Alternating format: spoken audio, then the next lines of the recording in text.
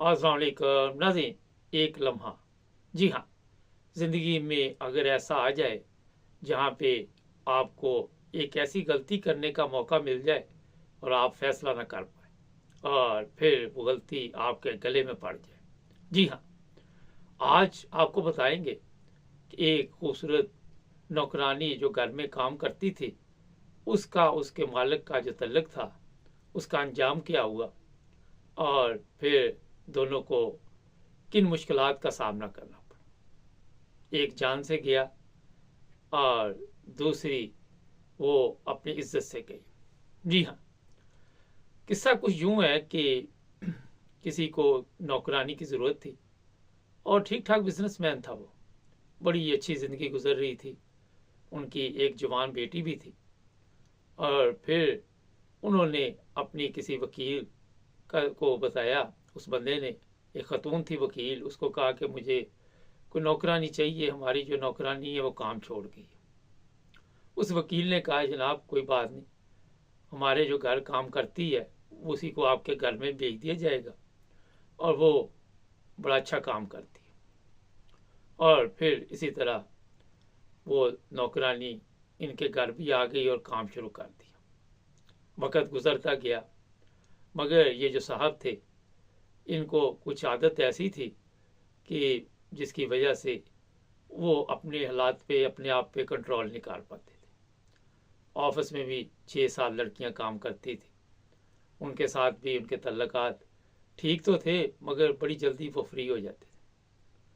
और इसी तरह एक दिन मौका मिलने पर उन्होंने घर में देखा कि नौकरानी अकेली है और उसको ज़बरदस्ती करने की कोशिश की। वो नौकरानी बड़ी चालाक थी। उसने कहा कि नहीं, मैं क्योंकि एक शादीशुदा हूँ और अगर ये बात बाहर निकल गई, आप भी जवान बेटी के बाप है। और फिर नौकरानी को एक चालाकी सूझी। उसने मालिक से कहा कि मुझे 5 लाख रुपए चाहिए। और इस तरह वो मालिक जो था, उसने 5 लाख रुपए दे दिए। अब जब वो उसने कहा जी ये पैसे वापस दो, तो वो नौकरानी कहने लगी कि मेरे पास तो है नहीं, 1 महीने के लिए, 2 महीने के लिए लिए थे। किस्सा कुछ यूं है कि फिर मालिक ने अपनी उस ख्वाहिश का इज़हार किया कि अगर वो मेरी पूरी करती रहो तो 5 लाख रुपए मैं आपसे वापस नहीं लूँगा। और इस तरह बाहर रंग रलियाँ मनाते रहे। और फिर एक दिन वो नौकरानी जो थी अचानक काम छोड़ गई। और जब वो वकील जिसके घर पे वो पहले काम करती थी वहाँ गई, जिसने भेजा हुआ था, तो उसको कहा कि इस तरह वो मेरे साथ तल्लकात कायम कर चुका मालिक, तो अब मैं ज़्यादा देर उसके घर में काम नहीं करना चाहती। वो वकील बड़ी होशियार थी। उसने उस बंदे को फ़ोन किया और ये कहा कि जनाब आपके ऊपर ये केस डालने वाली है, झूठ मूठ की कहानी सुनाई और आपको जनाब अब इतनी रसवाई का सामना करना पड़ेगा कि मेरा ख्याल है कि आपका जीना मुश्किल हो जाएगा। ब्लैकमेल। अब उसने कहा जी इसका कोई हल निकाल लें। उसने कहा वो नौकरानी जो है वो 15 लाख रुपए या 20 लाख रुपए और मांग रही है। उस बंदे ने वो भी रकम निकाल के लाया और दे दी। वो वकील ने अपने पास रख ली। अब एक दिन वो ज़हनी तौर पे इतना परेशान था कि बार बार जाकर उस वकील को कहता कि उस नौकरानी से एक तहरीरी लेटर ले दो कि वो मेरे ऊपर कोई केस नहीं करेगी, मैंने उसकी डिमांड पूरी कर दी है। मगर वो वकील क्योंकि खुद उसमें कफला कर चुकी थी, वो बार बार उसको ये कहती रही कि वो नहीं लिख के देना चाहती। और इस तरह ये बंदा जो था डिप्रेशन में चला गया, परेशान था कि अगर इस नौकरानी ने ये बात बाहर निकाल दी, पैसे भी ले लिए, 20-25 लाख रुपया भी गया, तो फिर जनाब मैं किसको मुंह दिखाने किसी को मुंह दिखाने के काबिल नहीं रहूँगा। और मेरी बेटी है, बीवी है। और फिर ये बंदा इतना परेशान हुआ कि वो बार बार उस वकील को कहने लगा। वो खतून जो वकील थी, उसने जनाब बड़ी गेम डाली और किसी को सुपारी दी और उसको कत्ल करवा दिया। अब जब वो बंदा मिले ना, पुलिस के पास गए माँ बेटी। पुलिस ने इंक्वायरी की, सब कुछ किया, मगर फिर भी ना मिले। और जब उस वकील से बात की कि आपके तो बड़े अच्छे तल्लुकात थे, तो वो कहने लगी वो परेशान था, वो इधर उधर की बातें बताकर गमाने फनाने लगी। लेकिन ये बात ज़्यादा देर छुपी ना रही, और फिर पुलिस ने जब अपने खबरियों को लगाया तो पता चला कि जिन लोगों ने कत्ल किया है वो पहले भी इस तरह के काम कर चुके।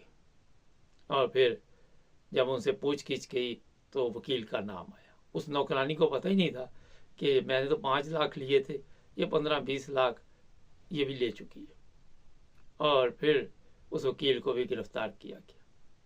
2 जो कातिल थे उनको भी गिरफ्तार किया गया। जब उनसे पूछा गया कि उसकी लाश किधर है, तो उन्होंने कहा कि वो तो हमने भट्टी में जला दी और उसका नामो निशान ख़त्म हो गया।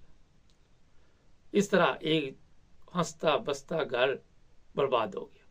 ना उसकी बीवी को ये यकीन आए जब पुलिस ने उनको मुकम्मल कहानी सुनाई, ना बेटी को यकीन आए।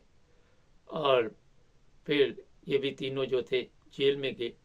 नौकरानी को छोड़ दिया गया क्योंकि उसको तो पता ही नहीं था इस चीज़ का कि गेम क्या हुई है।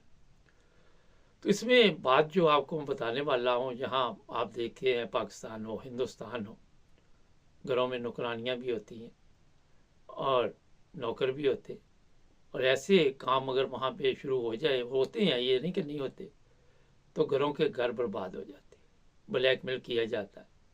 आजकल तो आपको पता है वीडियो कैमरे का दौर है, हर एक के हाथ में पकड़ा हुआ है। छोटे छोटे खुफिया कैमरे निकले हुए हैं। सोशल मीडिया पे बकायदा बताया जाता है कि आपने किसी की रिकॉर्डिंग करनी है तो ये कैमरा खरीदें, आप लगा दें, पता ही नहीं चलेगा। या दूसरी रिकॉर्डिंग, आप किसी के साथ बात कर रहे हैं तो वो भी हो जाती है। तो जो आज आपको मैं बताना चाह रहा था कि जब भी कभी गलती करने लगे तो 100 दफ़ा सोचें, और वो जो गलती आप कर रहे हैं उसका अंजाम क्या होगा, इस कहानी से आप सबक हासिल कर सकते हैं। ये बिल्कुल सच्चा वाक़या है, क्योंकि हम नाम नहीं लेना चाहते लोगों के, लेकिन आज वो तीनों लोग जेल में हैं। कारोबार ख़त्म हो गया उस बंदे का, माँ बेटी जो है वो परेशान, और उनके अपने हालात हुए ख़राब।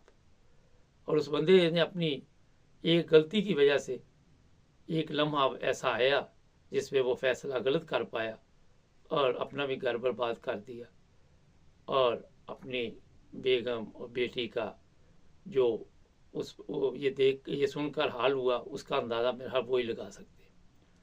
नाज़रीन, हमारे चैनल को सब्सक्राइब करें, जुड़े रहें हमारे साथ ताकि और भी प्रोग्राम देखते रहें। अपना ख्याल रखें। हमें आप टिकटॉक पे भी आप देखते हैं लाइव, हमें प्रोग्राम लाइव वहाँ पे शुरू किए हुए हैं, वहाँ पे भी आइए और फॉलो कीजिए। अल्लाह हाफिज़।